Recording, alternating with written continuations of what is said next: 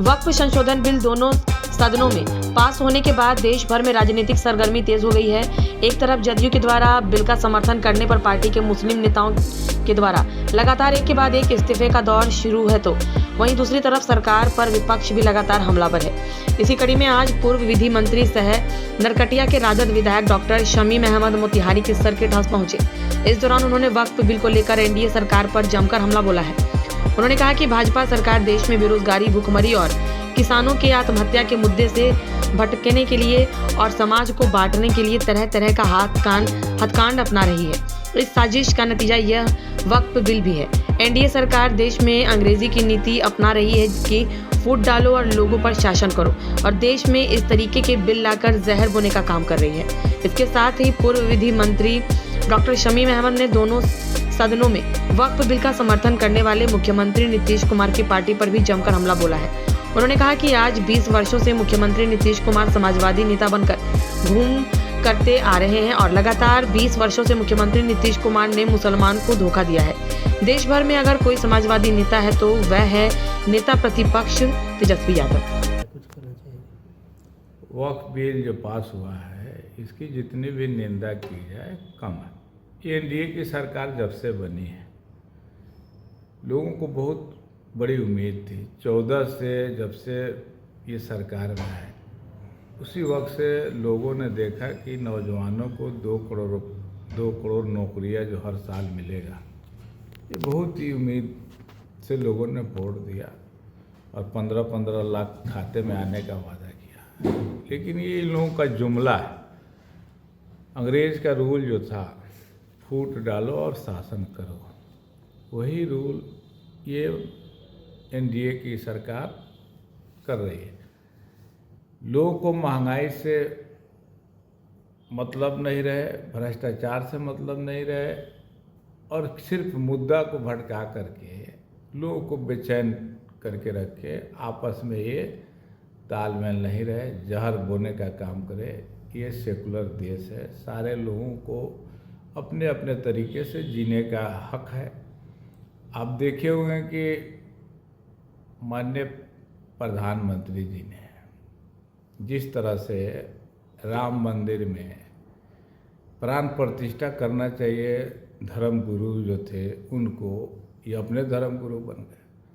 फिर अभी वक्फ बिल का जो बात आया, सारे जो मुस्लिम धर्म गुरु हैं, इन लोगों के हवाले ये चल रहा है। उनके एथी के हिसाब से पहले से भी वक्फ कानून है, उस कानून के हिसाब से ये सारे संपत्ति जिसके लिए है उसके लिए है।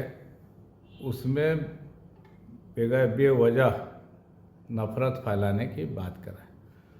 दूसरी चीज़ है कि प्रधानमंत्री को लोग बनाता है कि देश क्या हमारा जीडीपी बढ़े, नौकरियां बने, फैक्ट्रियां खुले और देश मेरा तरक्की करे।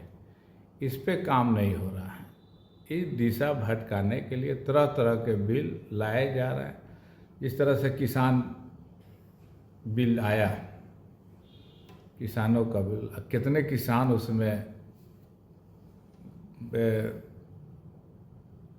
एक्सपायर किए, फिर नोटबंदी में कितने लोग मरे। ये सारा चीज़ मुद्दा भटकाने के लिए कि लोग महंगाई की मार झेल रहे हैं, उस मुद्दा को नहीं उठाए, बेरोजगारी को नहीं उठाए, देश कैसे जीडीपी घट रहा है इसको लोग नहीं उठाए, इसी में अपने में उलझे रहे। ये उलझाने का काम कर रही है ये सरकार।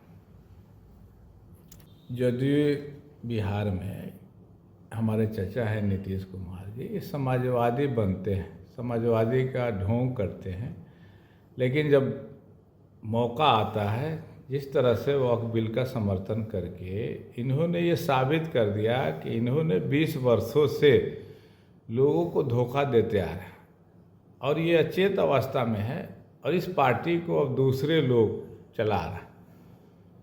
तो ये अचेत अवस्था होने की वजह से जो असली रूप जो था पहले से 20 वर्षों ने जो लोग विश्वास किया और विश्वास करके वोट देते आया, सरकार बनाते आया, लेकिन वो आज धोखा मिला है।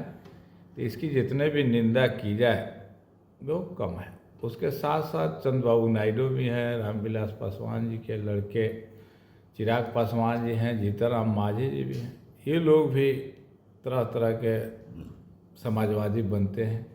एक ही इस देश में समाजवादी नेता है जिसका नाम है माननीय श्री लालू प्रसाद यादव जी, और उसको आगे बढ़ाने वाले हमारे विरोधी दल के नेता माननीय तेजस्वी प्रसाद यादव जी हैं, जो सेकुलर हैं और समाजवादी हैं, और किसी भी फिरका परस्त ताकतों से कभी भी उन्होंने समझौता नहीं किया। देश को अटूट रखने के लिए, प्रदेश को अटूट रखने के लिए हमेशा भी कमर कसे हुए हैं। लगातार इस्तीफा का दौर भी जारी है जदयू के नेताओं का। लगातार ये देख रहे हैं, लोग को अभी समझ में आया, अभी भरम टूटा कि ये हम लोगों ने जो धोखा खाया है 20 वर्षों में, तो अब कितने दिन तक धोखा खाए। तो ये सारे लोग को समझ में आ गया कि वक्फ बिल पर जब ये समर्थन की, किस तरह ललन बाबू एकदम हाथ झोर के सदन में कैसे एक समाजवादी नेता का ये रूप ठीक नहीं लगता। ठीक है।